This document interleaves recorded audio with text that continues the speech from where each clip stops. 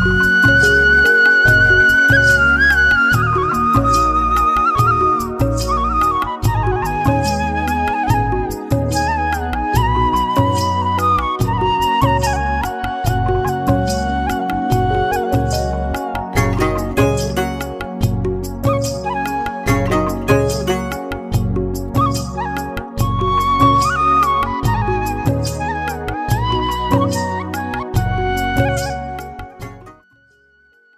जी, राम राम जी। कैसे हो आप सब? आशा करती हूँ आप सब अच्छे होंगे। अभी लगभग सुबह के 5:30 बज गए हैं और आज है 10 मार्च यानी कि शुक्रवार। और ये व्लॉग कल का ही है, परसों मैंने व्लॉग नहीं बनाया था, इसलिए कल मैंने वीडियो भी अपलोड नहीं की थी। और अभी बस मेरी मॉर्निंग रूटीन स्टार्ट हुई है। मॉर्निंग रूटीन स्टार्ट नहीं हुई है, बस सुबह उठे हैं। उठकर सुबह सुबह एक गिलास गर्म पानी पी लेते हैं। वैसे तो इतना ज़्यादा हम हमारी सेहत के लिए कुछ भी कर नहीं पाते हैं, पर सुबह सुबह एक गिलास हल्का सा गर्म पानी तो हम पी ही सकते हैं। और रितिका के एग्ज़ाम है तो ये भी थोड़ा सा जल्दी उठती है। बस आज लास्ट एग्ज़ाम है, आज फिर इसके एग्ज़ाम ख़त्म हो जाएंगे। और एग्ज़ाम का टाइम ऐसा रहता है कि बच्चों को बहुत ज़्यादा टेंशन रहती है इस टाइम पर। कैसा होगा, क्या आएगा, क्या नहीं आएगा। पढ़ाई तो करते ही हैं, लेकिन एग्ज़ाम की बहुत ज़्यादा टेंशन रहती है। एग्ज़ाम ख़त्म होने के बाद थोड़ा सा ये रहता है कि चलो रिज़ल्ट चाहे कैसा भी आए, एग्ज़ाम ख़त्म नहीं होते हैं तब तक टेंशन बनी ही रहती है। तो अभी आज से हमने हमारी भैंसों को बाहर बांधना स्टार्ट कर दिया है। हम हमेशा होली के अगले दिन ही भैंसों को बाहर बांधना स्टार्ट करते हैं। वैसे गांव में तो काफ़ी दिन हो गए हैं पशुओं को बाहर बांधते हुए, लेकिन हम गांव से बाहर रहते हैं, इसीलिए हमने बाहर नहीं बांधे थे। क्योंकि गांव में इतनी ज़्यादा ठंड नहीं होती है और बाहर का जो एरिया होता है ना, वहाँ ठंड होती है। पहले हम खेत में रहते थे, तब भी हम हमेशा होली के बाद ही भैंसों को बाहर बांधना स्टार्ट करते थे। तो कल डुलंडी थी, उसके बाद फिर हमने आज हमारी भैंसों को बाहर बांधना स्टार्ट कर दिया था। आज रितिका के पापा की तबीयत फिर से ठीक नहीं थी, क्योंकि डुलंडी को थोड़ा बहुत पानी वगैरह तो डाल ही देते, चाहे हम किसी को कितना भी मना करें। तो फिर से थोड़ी सी ठंड की शिकायत लग गई है। तो आज सुबह उठकर बस मैंने भैंसों को खोर पर बांधा, उसके बाद फिर दूध निकाला। अभी बच्चों के लिए नाश्ता बना देती हूँ और एक तरफ हमारे लिए चाय बना लेंगे। चाय के बगैर तो हमारी मॉर्निंग रूटीन स्टार्ट नहीं होती है, लेकिन सुबह सुबह काम की थोड़ी सी भागदौड़ रहती है तो लेट हो ही जाते हैं। वैसे सुबह एक गिलास गर्म पानी पी लेते हैं तो आधा घंटा तो चाय वगैरह कुछ भी पीते ही नहीं हैं, पर आधा घंटा तो आराम से निकल जाता है। पहले भैंसों को खोर पर बांधते, उसके बाद दूध निकालते हैं, उसके बाद फिर कभी कभी सानी डाल देते हैं, कभी कभी टाइम नहीं रहता है तो पहले बच्चों की स्कूल जाने की तैयारी करने लगते हैं। वैसे रितिका तो थोड़ी सी लेट जाएगी, ईशांत जल्दी जाएगा, तो ईशांत स्कूल जाने के लिए तैयार हो गया है। और होली के बाद एकदम से ऐसा लगने लगता है कि गर्मी आ गई है, मौसम चेंज हो जाता है। अभी बच्चे स्कूल चले गए हैं, हमारी चाय वगैरह हो गई थी। उसके बाद सबसे पहला काम होता है मेरा दही में मशीन लगाना। वैसे किसी दिन काम थोड़ा सा कम रहता है तो चाय बनाने के साथ साथ कर लेती हूँ ये काम। रूटीन हमारी हमेशा फेरबदल होता रहता है, कोई ऐसा नहीं है कि भाई ये काम मुझे इस फिक्स टाइम पर करना है। किसी किसी दिन ये उठ जाते हैं तो मेरा काम थोड़ा सा जल्दी हो जाता है, किसी दिन ये नहीं उठते हैं तो काम में थोड़ा बहुत फेरबदल हो जाता है। तो एक हाउसवाइफ की रूटीन तो ऐसी ही रहती है, किसी दिन कोई काम हम जल्दी कर लेते हैं, किसी दिन कोई एक दो काम एक्स्ट्रा हो जाता है तो किसी काम को छोड़ देते हैं। ऐसा ही चलता रहता है हमारा। तो अभी रितिका भी तैयार होकर एग्ज़ाम के लिए चल पड़ी है। और अभी लगभग 9:30 बजे होंगे। आज का खाना मैंने थोड़ा सा जल्दी बना लिया है क्योंकि इनको खेत जाना है। अभी हमारे यहाँ लाइट दोपहर को आती है और आप सब कई बार पूछते हैं कि आपके यहाँ लाइट का टाइम टेबल पर डेली जाना क्यों ज़रूरी है। क्योंकि हमारे यहाँ हम जो बोरिंग होते हैं, मोटर से पानी लगता है, तो लाइट आती है दिन में तब खेत में ज़रूर जाना पड़ता है। और आज खाने में मैंने आलू के पराठे बनाए हैं। एक तो आलू आजकल काफ़ी सस्ते हो गए हैं और अभी हमने तो 20 किलो आलू लेकर रख रखे हैं। हमने नहीं, मैंने 20 किलो आलू मंगवाए थे चिप्स बनाने के लिए। होली से पहले मंगवाए थे, पर होली से पहले चिप्स तो बन नहीं पाई। और आज मुझे खाने में कुछ समझ नहीं आ रहा था तो आलू रखे थे घर पर, मैंने सोचा चलो आलू के पराठे बना लेते हैं। और वैसे भी सुबह के खाने में दही चटनी और आलू के पराठे खाने में बहुत ही अच्छे लगते हैं। मैंने तो शाम को बनाई थी प्याज टमाटर की चटनी, वही रखी है। तो अभी खाना वाना इनका हो गया था, ये चल पड़े हैं खेत और बस अभी मैं लगूंगी मेरे काम पर। वैसे बच्चे स्कूल चले जाते हैं और ये खेत चले जाते हैं, उसके बाद फिर मैं लगती हूँ मेरे काम पर। ये घर पर रहते तब तो ये रहता है अभी ये करना है ये करना है। पहले बच्चे जाते हैं, उसके बाद फिर इनके खाने की तैयारी होती है, तो ये चले जाते हैं, खाना वाना हो जाता है तो फिर मैं टेंशन फ्री हो जाती हूँ। उसके बाद फिर मैं अपने घर के काम पर लगती हूँ। अभी सबसे पहले तो मुझे दूध गर्म रखना है, और ये कढ़ावनी मैं रात को साफ़ करके नहीं सोती हूँ।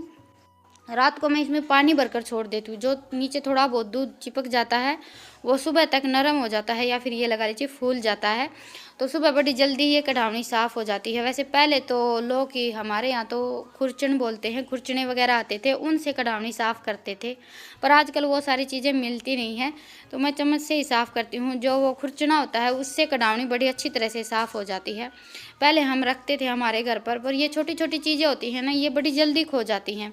चम्मच हो गई, ये खुरचने वगैरह हो गए, और आजकल गाड़ी लोहार से बनवाते हैं, वो भी बहुत कम आते हैं, और पहले हम कढ़ावनी जाकर इस्तेमाल भी नहीं करते थे, तो अभी बस है नहीं घर पर, तो इसीलिए मैं रात को पानी भरकर छोड़ देती हूँ, और सुबह इसको साफ़ करते हैं तो झटपट साफ़ हो जाती है। वैसे ये कोई इतनी ज़्यादा अच्छी नहीं निकली है मेरी कढ़ावनी, ये अभी मतलब कि ऊपर से चारों तरफ से फूटनी स्टार्ट हो गई है, भुरनी बोलते हैं हमारे यहाँ, तो मतलब कि इसकी जो मिट्टी होती है, जो इस पर डिजाइन बना हुआ है, वो लगभग ख़त्म सा हो गया है। नहीं तो जो मिट्टी की कढ़ावनी होती है वो बहुत दिन चलती है, और उसको हम इस्तेमाल करने लगते हैं तो फिर तो वो पक जाती है। और एक मिट्टी की कढ़ावनी मतलब बहुत साल चल जाती है, लेकिन इसको मैंने बस अभी इस्तेमाल करने के लिए निकाला था, और अभी इसका जो डिज़ाइन वगैरह है वो सब कुछ भूर चुका है। उसकी जो चारों तरफ की मिट्टी है ना, जो मिट्टी से डिज़ाइन बना होता है, वो छूट चुका है, तो कोई इतनी खास नहीं निकली, और इसलिए मैं यहाँ से मिट्टी के बर्तन मंगवाती भी नहीं हूँ, ये कढ़ावनी जाकरा वगैरह, क्योंकि यहाँ पर इतने अच्छे मिलते ही नहीं हैं। तो अभी बाहर का मेरा काम निपट गया था, बर्तन वगैरह साफ़ करना, दूध गर्म रखना, उसके बाद फिर मैं आ गई हूँ रसोई में। सबसे पहला काम होता है किचन को सेट करना। वैसे मेरी रसोई इतनी ज़्यादा फैली नहीं है, क्योंकि खाना मैंने बाहर बनाया था, इस रसोई में खाना बनाती हूँ तो थोड़ी सी ज़्यादा फैलती है। और ये रितिका के पापा परसों फाकी लेकर आए थे, हम तो रखते हैं, पेट में दर्द वगैरह हो जाता है तो ये बड़ी अच्छी रहती है, दवाई गोली लेने से अच्छा फाकी लेना ज़्यादा अच्छा रहता है। और पहले तो घर पर ही बनाकर तैयार करते थे, बल्कि पशुओं के लिए भी बनाकर तैयार करते थे, अभी नहीं करते हैं। अभी थोड़ा सा मॉडर्न ज़माना हो गया है, तो लोग गोली दवाई लेना ये सारी चीज़ें ज़्यादा पसंद करते हैं, फाकी वगैरह बहुत कम लेते हैं। वैसे हमारे घर में हम हमेशा रखते हैं। तो अभी आप सबसे बातें करते करते मेरा आधे से ज़्यादा काम ख़त्म हो गया है।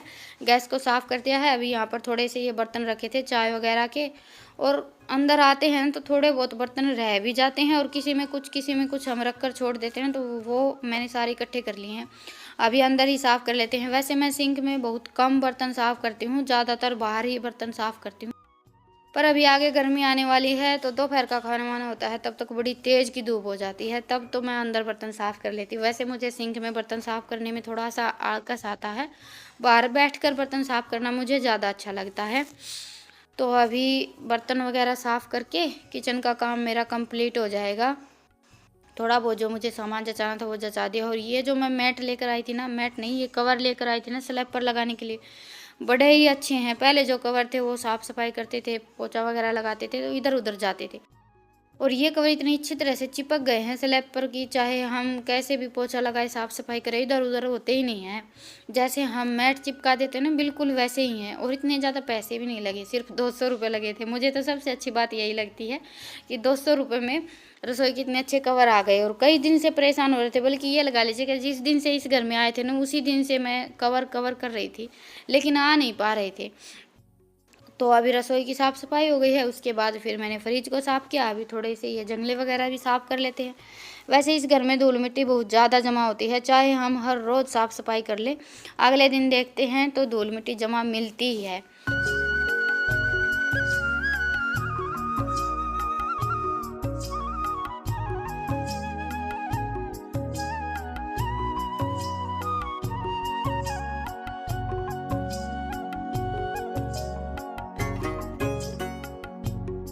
तो अभी बाहर का काम हो गया है, अभी मैं ये बेड और ठीक कर लेती हूँ। बच्चे सुबह फैला कर छोड़ कर गए थे, वैसा का वैसा ही पड़ा है। और बच्चे स्कूल जाते हैं तो फैलारा तो फैलता ही है, क्योंकि एक चीज़ चाहिए होते हैं 10 चीज़ें फैला कर जाते हैं। सबसे पहले तो बेड की ही क्लीनिंग कर देती हूँ। वैसे मैं तो बेड पर गीला कपड़ा फेर देती हूँ, मतलब कि कपड़ा हल्का सा गीला कर लेते हैं, उसके बाद उसको अच्छी तरह से निचोड़ लेते हैं। मोटा कपड़ा ले लेते हैं, कोई भी स्वेटर वगैरह, क्योंकि उसमें इतना ज़्यादा पानी नहीं रहता है, उससे फिर मैं बेड को साफ़ कर लेती हूँ। अभी बस ये थोड़ी बहुत किताबें वगैरह ये रखी, ये उठा कर रख देंगे और बेड की चादर ठीक कर देंगे। उसके बाद फिर मैं लगाऊंगी अंदर की झाड़ू। बाहर से झाड़ू मैं सुबह उठते ही लगा देती हूँ, क्योंकि बाद में फिर धूप भी हो जाती है और धूल भी थोड़ी सी ज़्यादा उठती है।